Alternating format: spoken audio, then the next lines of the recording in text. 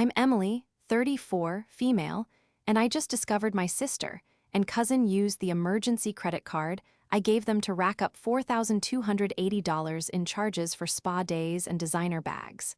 For years, I had been the family's designated, responsible one. It wasn't a title I asked for, but one that settled onto my shoulders gradually, like a heavy coat I didn't know how to take off. It began in my 20s, when I landed my first serious job in tech while my younger sister, Chloe, was still figuring out her path, and our cousin Jenna was, well, Jenna was always just Jenna.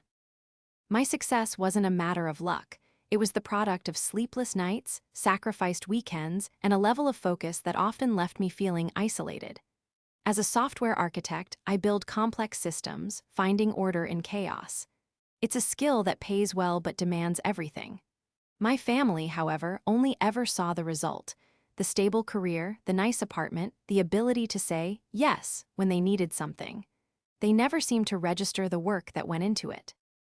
To them, my resources were just a fact of life, a feature of the family landscape like my mother's Sunday dinners or Chloe's endless drama. I remember the first time the dynamic became painfully clear. Chloe had decided at 24 that her true calling was to be a social media influencer. This required, apparently, a $2,000 online influencer bootcamp.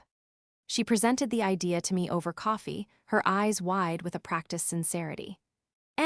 This could be my big break," she'd said, stirring a mountain of sugar into her latte. "I just need a little help getting started." I was hesitant. It sounded like a scam, but our mother, Susan, was there, and she placed a gentle hand on my arm. "Emily, dear," she said, her voice soft and reasonable.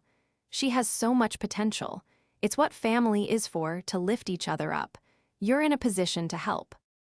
That was my mother's role.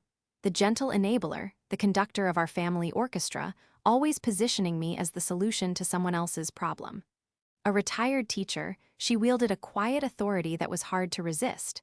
She knew how to frame things in a way that made saying no feel like a moral failing. So, I paid for the boot camp. Chloe posted 3 stylized photos of her morning smoothie and then promptly lost interest, but the expectation had been set. I was the family ATM, the one who could make dreams, however fleeting, come true. A year later, it was Jenna who needed help. She'd lost her part-time job at a bookstore and was 2 months behind on rent. The call came from my mom, of course. "I'm so worried about her, Emily," Susan had sighed into the phone. "She's trying so hard, but the world is just so difficult these days." I knew Jenna wasn't trying particularly hard. I'd seen her social media posts from late-night outings when she was supposedly job hunting. But again, what could I do? Let my cousin get evicted? I transferred the money directly to her landlord and got a short, breezy text from Jenna in response. "TA checks so much, a lifesaver," followed by a string of heart emojis. There was no mention of paying it back. There never was. The pattern solidified over the years. My generosity was met not with gratitude, but with assumption. The most telling incident happened during a family vacation I'd paid for, a week at a beach house on the coast. I had covered the rental and a generous budget for food. On the 3rd day, Chloe and Jenna announced they'd booked a private surfing lesson and a follow-up deep tissue massage session for themselves. They looked at me expectantly. "That sounds fun," I said carefully. "How are you guys splitting the cost?" Chloe laughed, a high-pitched, airy sound. "What do you mean? We figured you decover it. It's part of the vacation fun, right?" "Girls, I paid for the house and all the food for the week," I explained, trying to keep my tone light. "The extras are up to you." A flicker of annoyance crossed Chloe's face. Jenna just looked confused, as if the concept was completely foreign. It was my mother who stepped in, smoothing over the awkward silence. "Oh, Emily, don't be a spoilsport," she said, patting my back as if I were a pouting child. "You can afford it. Let the girls have their fun." I ended up paying.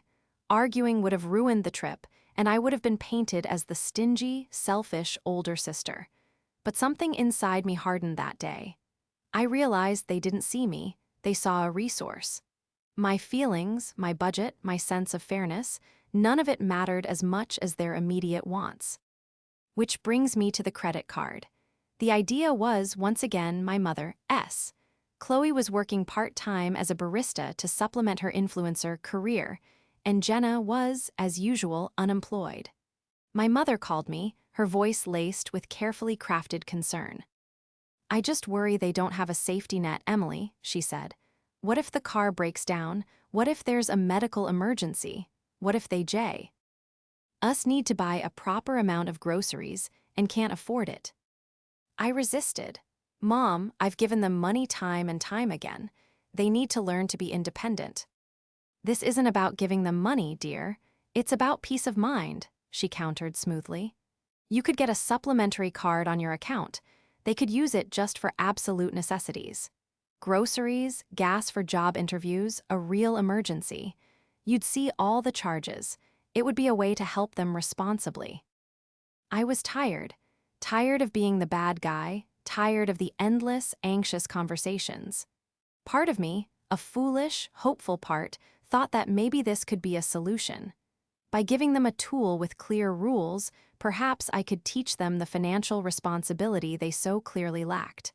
I could monitor their spending and guide them. So I sat them both down. I held the crisp, new credit card in my hand and looked them both in the eye. "This is for emergencies and groceries only," I said, my voice firm. "I mean it. No restaurants, no clothes, no fun stuff. I will be checking the statement every single month. Do you understand?" "Of course, Em," Chloe said, her face a perfect mask of solemn responsibility. "We would never take advantage, thank you." Jenna nodded eagerly. "Just for essentials, we promise." My mother, who was there to supervise the handover, beamed with pride. "See," she said, squeezing my hand, "this is what it means to be a family." For the first few months, it worked. The charges were small and appropriate: $75 from the local supermarket, $40 for a tank of gas, a $12 copay at a walk-in clinic. I felt a sense of relief, a sliver of hope that maybe, just maybe, I had finally gotten through to them. I had been so wrong.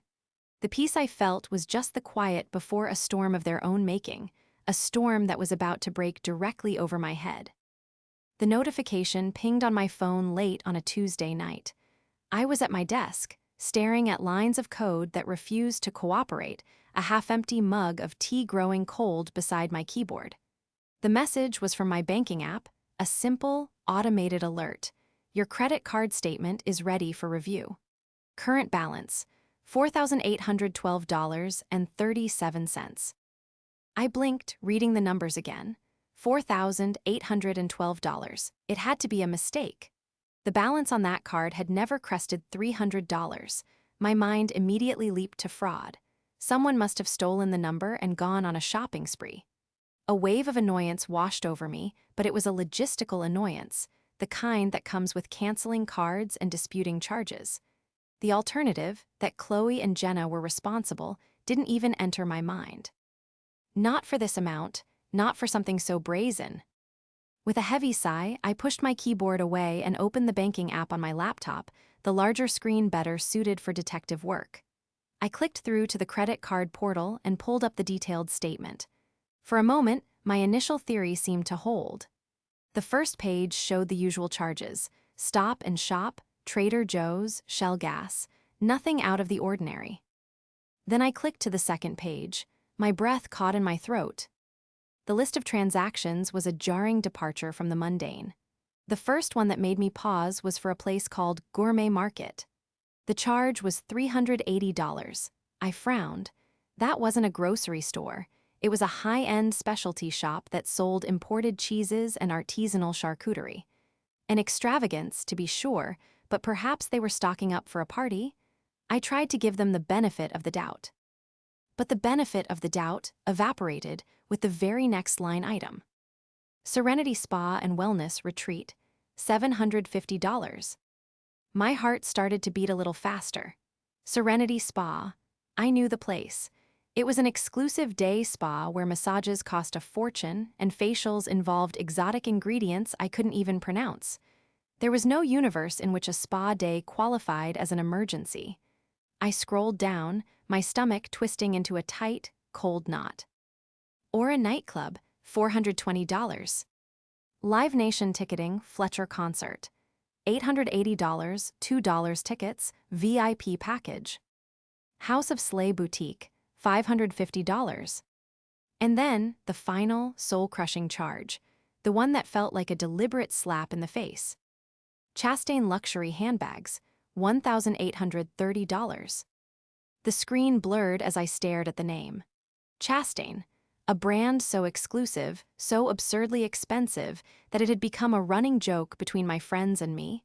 We'd walk past their storefront in the city and marvel at who could possibly afford a purse that cost more than our rent. Now I knew. My sister and my cousin could, apparently, with my money. The total of their little shopping spree, separate from the actual groceries, came to $4,280. A strange, hollow feeling spread through my chest. It wasn't anger, not yet. It was the dizzying, disorienting sensation of betrayal. It was the sickening realization of my own foolishness. I had laid out the rules so clearly, so explicitly. I had trusted them. I had trusted my mother's judgment. And they had taken that trust, laughed at it, and shredded it to buy a handbag. I leaned back in my chair, the glow of the monitor illuminating my stunned face. I thought about the conversation when I gave them the card. Chloe's solemn promise. Jenna's eager nod. My mother's proud smile. It was all a performance. A carefully staged play designed to get what they wanted from me. They weren't struggling family members in need of a safety net. They were grifters who saw me as an easy mark. My mind replayed every instance of my generosity. The influencer boot camp, the back rent, the vacation extras. Each memory was now tainted, recolored by this new, harsh light. It had never been about helping family. It had been about entitlement. They believed they were owed my success. My hard-earned money was just a resource pool for them to dip into whenever they desired a lifestyle they were unwilling to work for themselves. The anger began to bubble up then, slow and hot, burning away the shock. It was a deep, clarifying anger directed not just at Chloe and Jenna, but at my mother, who had orchestrated the entire thing. She, the retired teacher who was supposed to be our moral compass, had sanctioned this. She had encouraged it. She had used the sacred language of family to manipulate me into funding their greed. I looked back at the screen, at the list of their luxuries. The spa days I never had time for. The concert tickets I couldn't justify buying for myself. The designer bag that represented everything I found wasteful and frivolous. They hadn't just spent my money. They had spent it on a life of leisure that was a direct mockery of the hard work I put in every single day to earn it. I closed the laptop with a sharp click. The silence of my apartment was suddenly deafening. The code on my other screen no longer mattered. The project deadline no longer mattered. In that moment, only one thing mattered, putting a stop to it. Not just to the spending, but to the entire dynamic. The era of Emily, the family ATM, was over. And I knew, with a chilling certainty, that it was going to get very, very ugly. For a long moment, I just sat in the dark, my mind racing. How do you confront something like this? A furious phone call felt too impulsive, too emotional. It would give them the satisfaction of seeing me lose control, allowing them to twist the narrative and paint me as the one who was overreacting. A face-to-face meeting felt equally fraught, a recipe for a screaming match where my mother would inevitably play referee, siding with the perceived underdogs. No, this needed to be handled calmly. Methodically, I needed a record. I decided to start in the one place where our family's passive aggression had always thrived, the group chat. It was called Family Fun, a name Chloe had chosen, dripping with an irony that was now razor-sharp. The chat included me, Chloe, Jenna, and our mother, Susan. It was a constant stream of memes from Jenna, stylized photos from Chloe's, influencer, life, and gentle reminders from my mother to call her more often. My fingers hovered over the keyboard.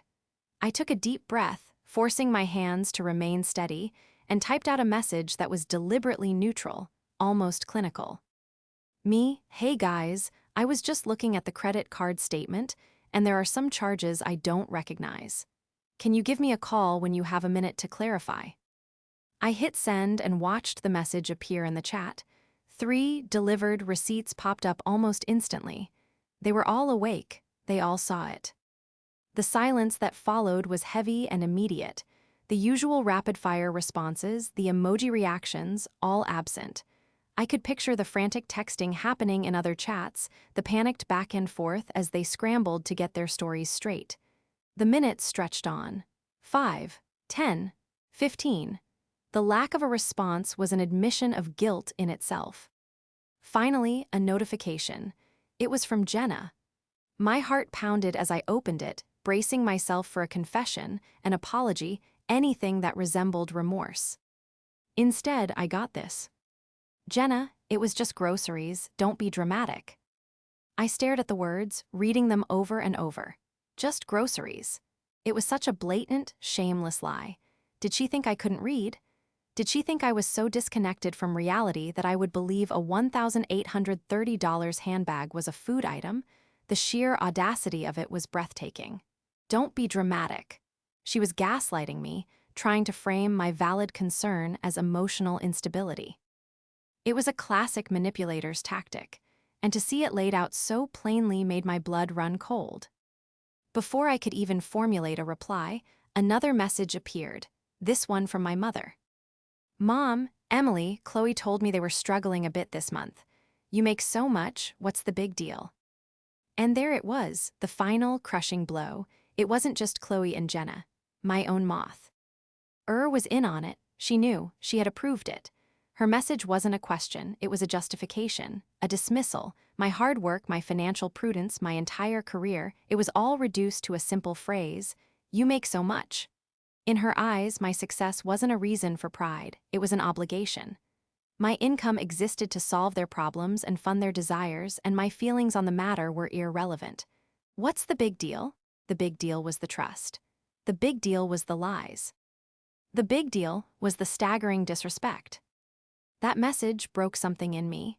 The part of me that had always held out hope for my family, the part that kept making excuses for them, the part that believed in my mother's fundamental goodness, it shattered into a million pieces. They weren't just flawed or entitled, they were a unit, a pack, and they had clearly decided that I was not one of them. I was an outsider whose only function was to provide for them. I felt a strange sense of clarity wash over me, cold and sharp. The hurt was still there, a deep, aching wound in my chest, but it was now overlaid with a layer of ice. There was nothing left to salvage here. There was no misunderstanding to clear up. They had shown me exactly who they were. I looked at their messages again. Jenna's flippant lie and my mother's casual dismissal. They were a team, and they had just declared war on my trust, my intelligence, and my self-respect. The time for calm questions was over. The time for clarification had passed. They had made their position clear. Now, it was time for me to make mine. The back-to-back messages from Jenna and my mother acted like a switch, flipping off the part of my brain that processed hurt and turning on the part that executed solutions. The emotional chaos churning inside me coalesced into a single, diamond-hard point of resolve. They thought this was a negotiation. They thought my feelings were a hurdle to be overcome with a little gaslighting and guilt. They were about to learn, in no uncertain terms, that this was the end of the discussion. I turned back to my laptop, my movements now precise and deliberate. There was no more hesitation. I opened my banking portal again, not with the stunned disbelief of before, but with the focused intent of an architect deconstructing a faulty system. The first step was containment. I navigated to the card management section. Beside the image of the supplementary card, the very one I had handed over with so much misplaced hope, was a large, red button labeled lock card. I clicked it without a moment's pause. A confirmation box appeared. Are you sure you want to temporarily lock this card? No further transactions will be approved. I clicked confirm.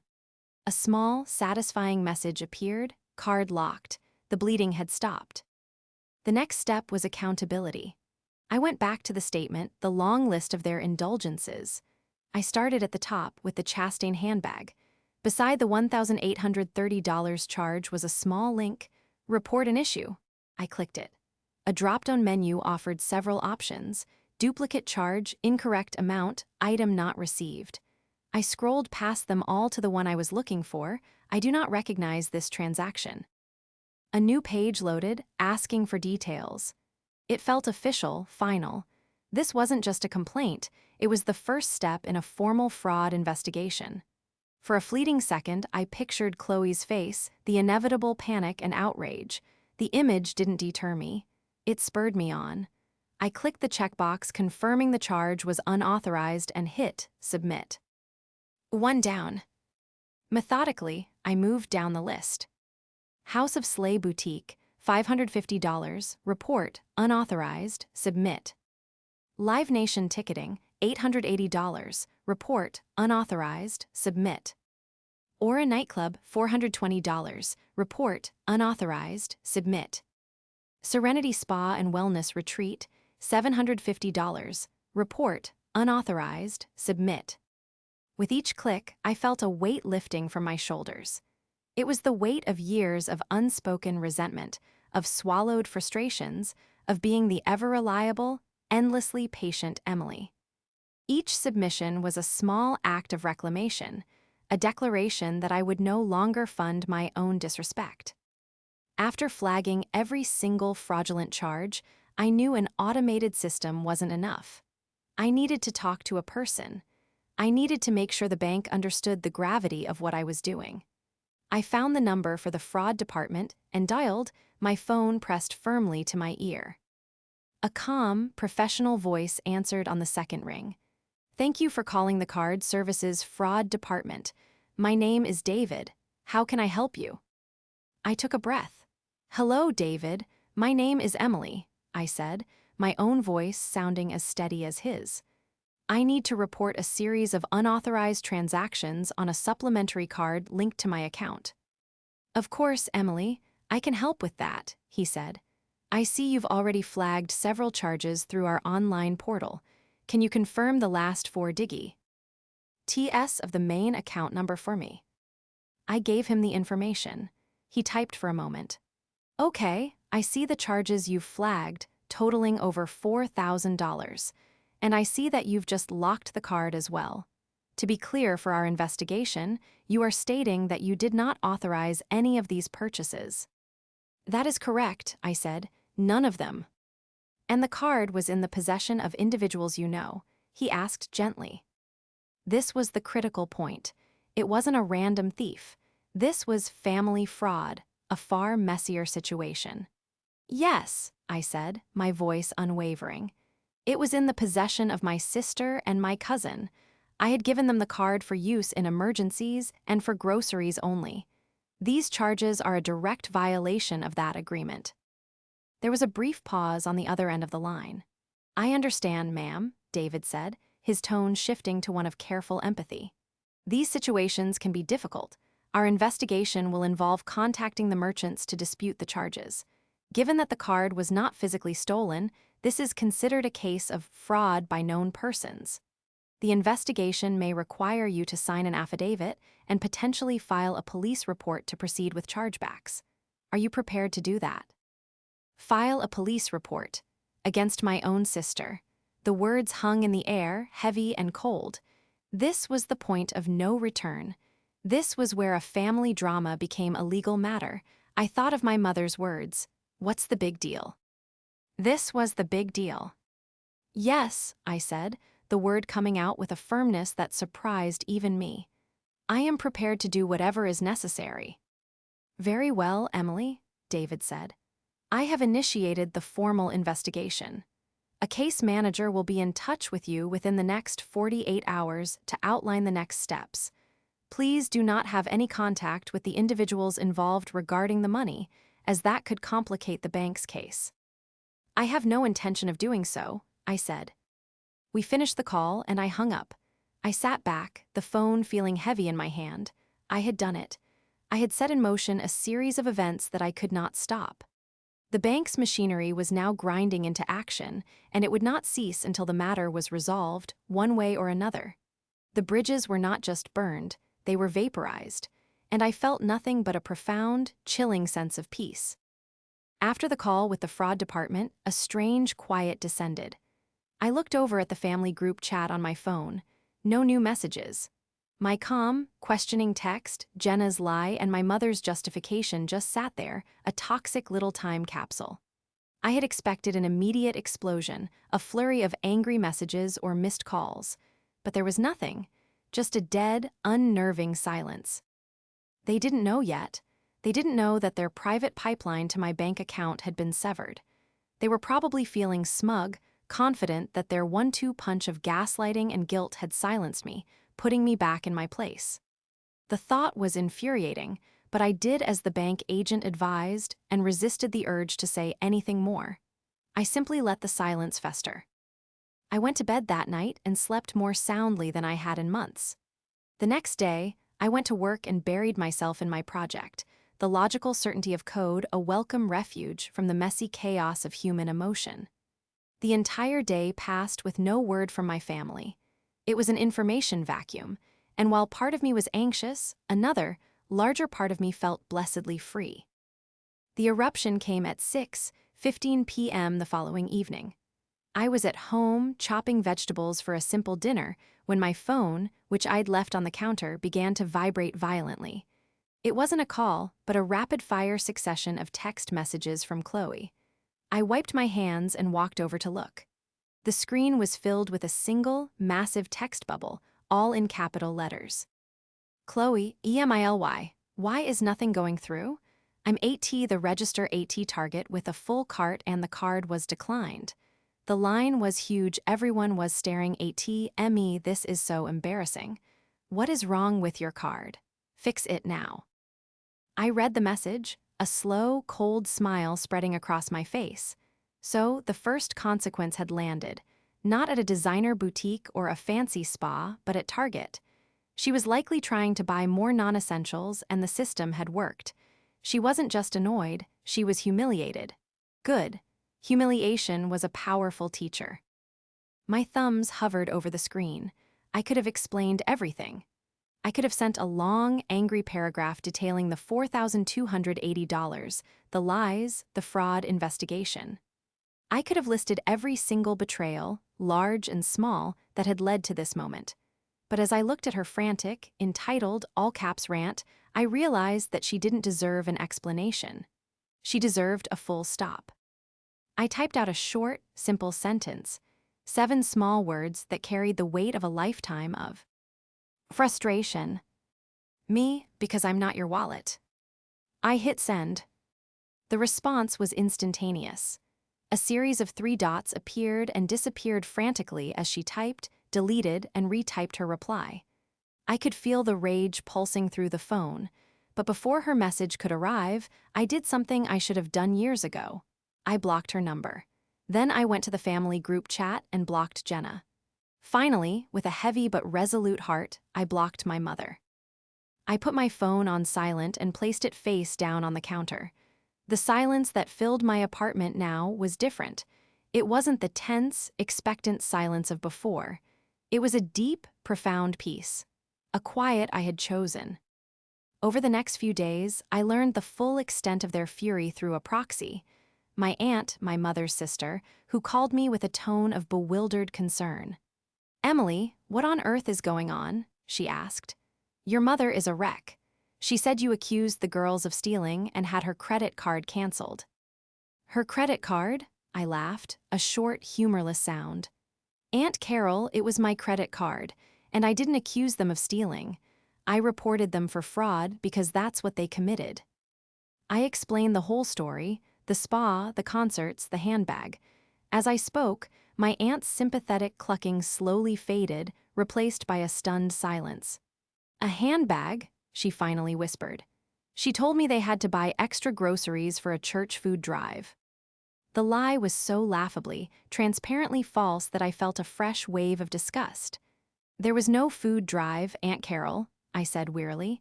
"There was just greed." The group chat, my aunt informed me, had gone dead quiet after my final text. My 7-word reply had apparently landed like a bomb.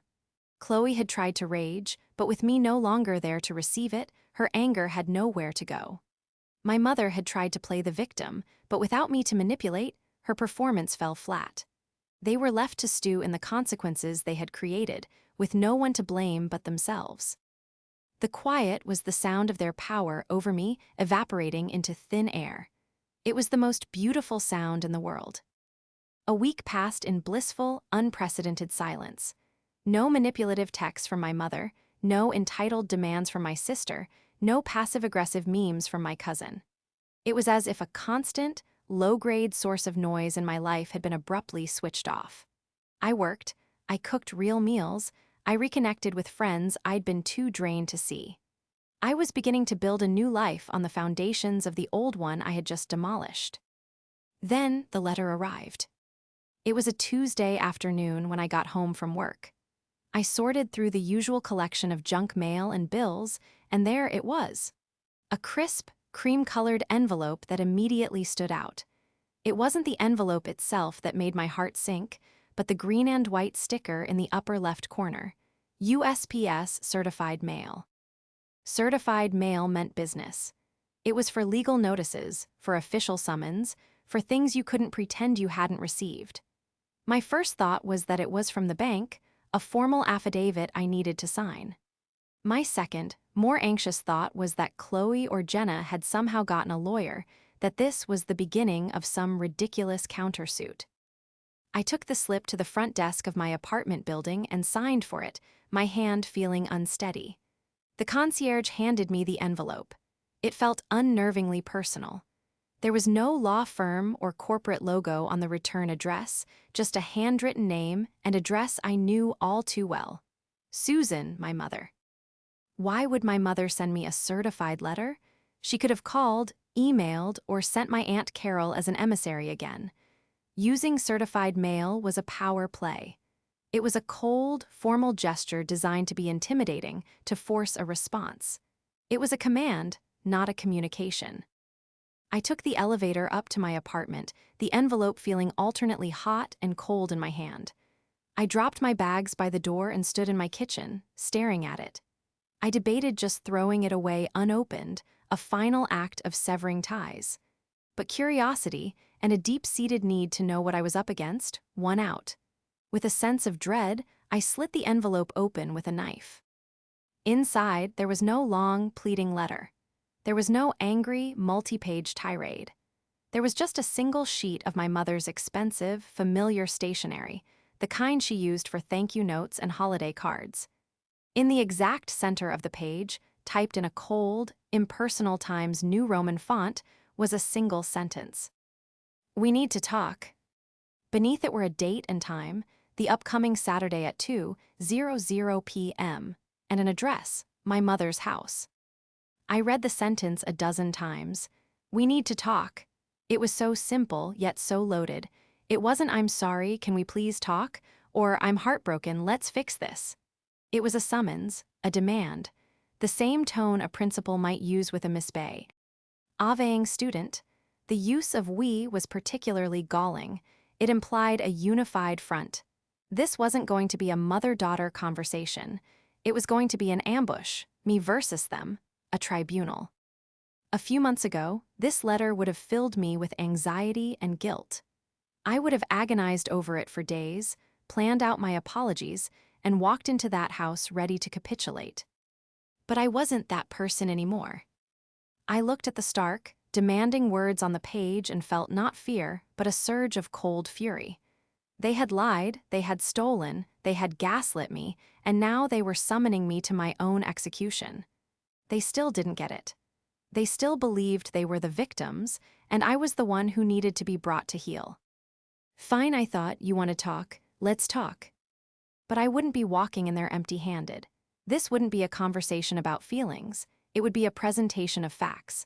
I went to my desk, opened my laptop, and began to prepare. I printed the full, itemized credit card statement. I used a yellow highlighter to mark every single fraudulent purchase. I took screenshots of the text messages, Jenna's lie, my mother's dismissal, Chloe's entitled rage, and printed them in full color. I placed each page into a clear plastic sleeve. I was building a case file. They had summoned me to a meeting, expecting a broken, apologetic daughter to show up. They were about to be very, very disappointed. I was no longer coming to them as family. I was coming as a plaintiff, armed with indisputable proof of their crimes. On Saturday, at exactly 1:55 p.m., I pulled up to my mother's house. It was the house I grew up in, a place once filled with memories of warmth and safety. Today, it felt like enemy territory. I took a moment in the car to steel myself, my hand resting on the manila folder on the passenger seat. It was my armor. I walked up the familiar stone path and rang the doorbell. The door opened almost immediately, as if she had been waiting right behind it. My mother, Susan, stood there, her face a carefully composed mask of strained solemnity. She was dressed in a beige cardigan, the universal uniform of disappointed mothers everywhere. "Emily," she said, her voice devoid of any warmth. "Thank you for coming. There in the living room." She didn't hug me, she didn't even meet my eye. She just turned and led the way. As I stepped inside, the scene was exactly as I had pictured. Chloe and Jenna were sitting side by side on the floral sofa, a united front of sullen resentment.